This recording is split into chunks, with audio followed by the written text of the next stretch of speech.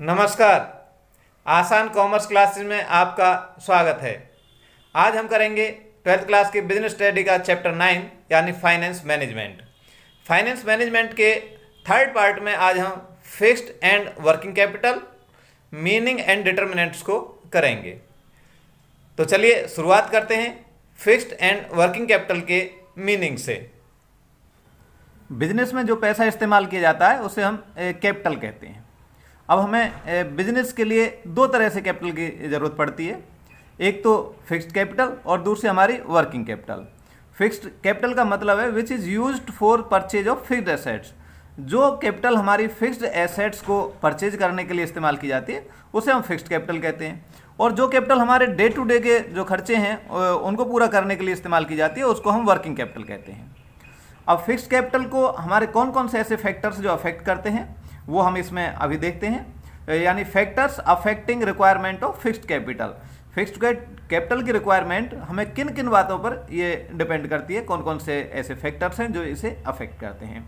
तो सबसे पहले हम इसमें देखते हैं नेचर ऑफ बिजनेस, यानी अगर हमारा ट्रेडिंग का कोई बिजनेस है तो वहाँ पर हमारी फिक्स्ड कैपिटल की कम जरूरत पड़ेगी, और अगर कोई मैन्युफैक्चरिंग का बिजनेस है वहाँ पर हमें फिक्स्ड कैपिटल की ज़्यादा ज़रूरत पड़ती है, क्योंकि वहाँ पर मशीनों की ज़्यादा ज़रूरत होगी, प्लांट मशीनरी, फर्नीचर, ये सारी चीज़ हमें, बिल्डिंग, ये सारी चीज़ें हमें उसके लिए ज़्यादा ज़रूरत पड़ती है। तो वहाँ पर ये इस्तेमाल जो फिक्स्ड कैपिटल है उसकी ज़्यादा ज़रूरत होगी।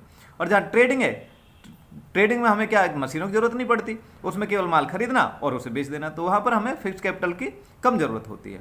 दूसरा हमारा स्केल ऑफ ऑपरेशन, यानी अगर बड़े पैमाने पर हमें कोई प्रोडक्शन करेंगे या अपना बिजनेस चलाएंगे, जितना बड़ा पैमाना होगा उतनी ज़्यादा उसकी ज़रूरत पड़ेगी, और अगर छोटे लेवल पे हम अपना बिजनेस को चलाएंगे तो वहाँ पर हमें कम फिक्स्ड कैपिटल की ज़रूरत पड़ती है। अब आती है दूसरी बात टेक्निक की। टेक्निक का अर्थ यहाँ पर ये दो तरह की जैसे हमारी टेक्निक होती है कि ज़्यादा मशीनों का इस्तेमाल किया जाए या ज़्यादा लेबर का इस्तेमाल किया जाए। कुछ ऐसी ज़्यादा बड़ी मशीन ना लेकर के हम लेबर ज़्यादा लगा दें तो वहाँ पर हमें ज़्यादा फिक्स्ड कैपिटल की ज़रूरत नहीं पड़ेगी। लेकिन हम ऐसी एक बड़ी मशीन ले आए जो कि 50 लेबर के बराबर अकेली काम करते हो, तो ऐसे उसमें हमें फिक्स्ड कैपिटल की ज़्यादा ज़रूरत पड़ेगी। दूसरा अपग्रेडेशन ऑफ टेक्नोलॉजी। अब कुछ ऐसी टेक्नोलॉजी हैं जो कि जल्दी जल्दी चेंज होती रहती हैं, जैसे कंप्यूटर है, कंप्यूटर कुछ दिन में ही जाकर के वो नए और अच्छे अपग्रेडेड कंप्यूटर आ जाते हैं, तो पुराने कंप्यूटर हमारे बेकार हो जाते हैं। तो ऐसे बिजनेस में, इस तरह का जो बिजनेस होगा वहाँ पर हमें ज़्यादा कैपिटल की ज़रूरत पड़ेगी, क्योंकि ज़्यादा फिक्स्ड कैपिटल की ज़रूरत पड़ती है, क्योंकि हमें बार बार उनको टेक्नोलॉजी को अपग्रेड करना होता है। नेक्स्ट हमारा ग्रोथ प्रोस्पेक्टस। अगर हमारे बिजनेस के ग्रोथ की ज़्यादा पॉसिबिलिटी है तो वहाँ पर हमें ज़्यादा फिक्स्ड कैपिटल की ज़रूरत पड़ती है। अगर ग्रोथ की पॉसिबिलिटी हमारी कम है तो जितना फिक्स्ड कैपिटल में जितना पैसा लगा हुआ उतनी की ज़रूरत होगी और ज़्यादा की उसकी ज़रूरत हमें नहीं पड़ती। नेक्स्ट हमारा अल्टरनेटिव फाइनेंस। अल्टरनेटिव फाइनेंस का अर्थ यहाँ पर यह है कि आजकल एक फाइनेंस का एक नया चलन है कि हम फिक्स्ड एसेट्स को परचेज नहीं करते बल्कि उसे लीज पर ले लेते हैं। लीज पर लेने का मतलब क्या है कि उसका जो मालिकाना हक हमारे पास में नहीं होता, ऑनर तो दूसरा ही रहता, हम उसका एक किस्म से एक रेंट देते रहते हैं। तो ये भी एक चलन है। तो ऐसे में हमें जब रेंट पर हम कोई मशीनरी लेंगे तो उसमें हमें फिक्स्ड कैपिटल की कम जरूरत पड़ेगी। अगर खुद की अपनी मशीनरी परचेज करेंगे तो वहाँ पर हमें ज़्यादा फिक्स्ड कैपिटल की ज़रूरत पड़ती है। नेक्स्ट है हमारा डाइवर्सिफिकेशन। तो इसका अर्थ है कि कई तरह की चीज़ें अगर हम बनाते हैं, मैन्युफैक्चरिंग में हमारे कई तरह का बिजनेस है, कई तरह की चीज़ें, अलग अलग तरह की चीज़ें हम बनाते हैं, तो वहाँ पर हमें क्या है कि ज़्यादातर अलग अलग मशीनें लेनी पड़ेंगी, तो ऐसे में हमें ज़्यादा फिक्स्ड कैपिटल की ज़रूरत पड़ती है। और अगर हमारी केवल एक ही चीज़ का जैसे हम प्रोडक्शन कर रहे हैं तो उस जगह पर फिर हमें फिक्स्ड कैपिटल की कम ज़रूरत पड़ती है। नेक्स्ट आता है हमारा कोलैबोरेशन। कोलैबोरेशन का अर्थ है कि जब हम दूसरे बिजनेस वालों के साथ में कोलैबोरेट करके काम करते हैं तो वहाँ पर हमें फिक्स्ड कैपिटल की कम ज़रूरत होती है। और अगर इंडिपेंडेंटली पूरा कार्य हम अपने आप ही करते हैं तो वहाँ पर हमें फिक्स्ड कैपिटल की ज़्यादा की ज़रूरत पड़ती है। जैसे आजकल ये एटीएम इसका एक एग्जांपल है। अगर सभी बैंक अपने अपने अलग अलग एटीएम लगाएं तो हमें बहुत ज़्यादा बैंक को ज़्यादा एटीएम लगाने पड़ेंगे, लेकिन अगर दूसरों के साथ कोलैबोरेट कर लें कि वो हमारे इस्तेमाल कर सकें, हम उनके इस्तेमाल कर सकें, तो ऐसे में हमें कम कैपिटल की ज़रूरत पड़ती है। अब इसके साथ में वैसे तो हम पिछले चैप्टर में पिछले वीडियो में इस चीज़ को कर चुके हैं, कैपिटल बजटिंग। कैपिटल बजटिंग क्या है? Decision regarding investment of fixed capital, कि हम इन फिक्स्ड कैपिटल में किस इन्वेस्टमेंट करने का डिसीजन जो लेते हैं वही हमारी क्या है? कैपिटल बजटिंग कहलाती है। अब इसकी कैपिटल बजटिंग की हमारी इंपॉर्टेंस क्या है, इसे हम क्यों इसका स्टडी करते हैं, तो इसकी इंपॉर्टेंस हमारे कुछ ये पॉइंट्स हैं जिनसे हम इसे समझ सकते हैं। पहला है long term effect.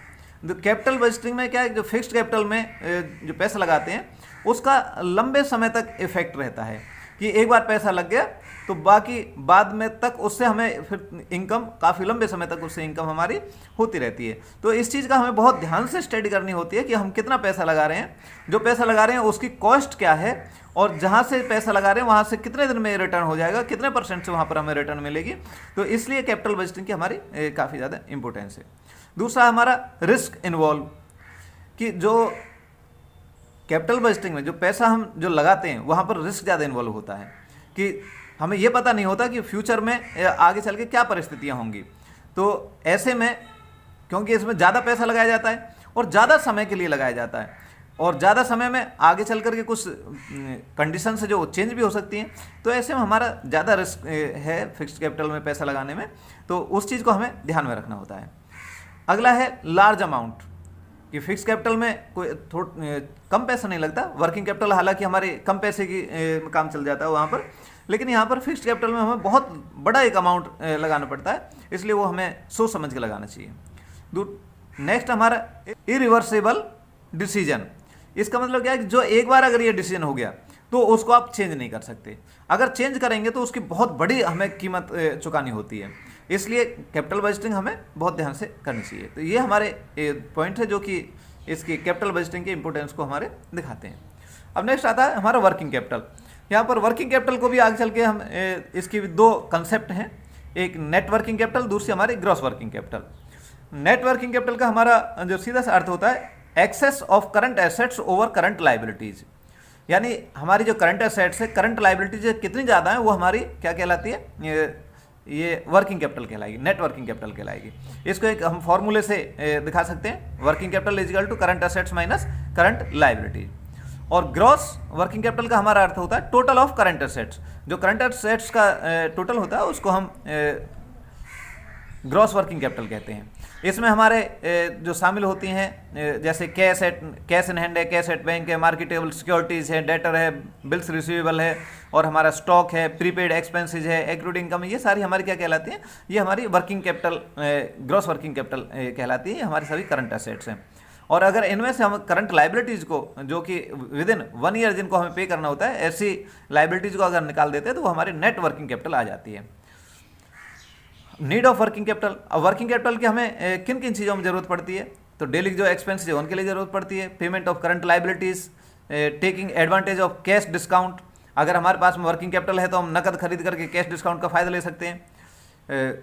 Continuity of production की कंटिन्यूटी बनी रहे।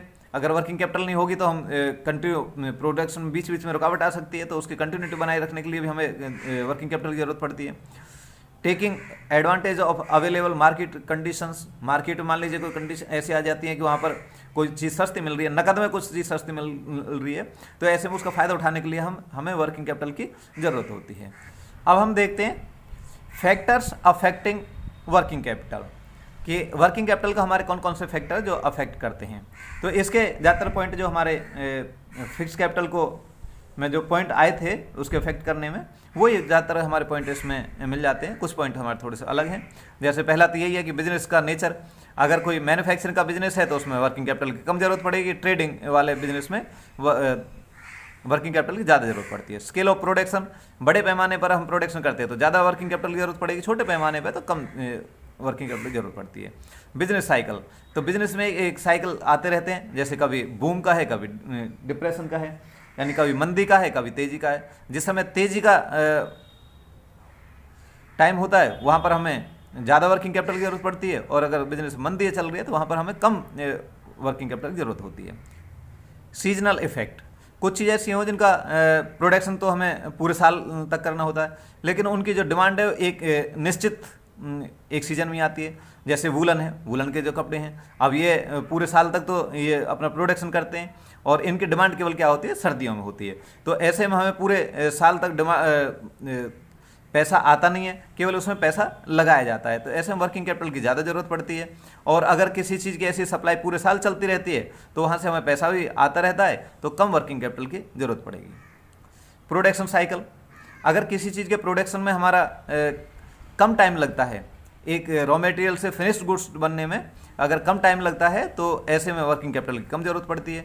अगर एक बार रॉ मटेरियल खरीदने के बाद उसे बनने में, फिनिश्ड गुड्स तक तैयार होने में ज़्यादा टाइम लगता है तो ऐसे में ज़्यादा वर्किंग कैपिटल की ज़रूरत पड़ेगी। क्रेडिट पॉलिसी, अगर हमें कहीं से उधार माल मिल जाता है तो ऐसे में हमें कम वर्किंग कैपिटल की ज़रूरत पड़ती है।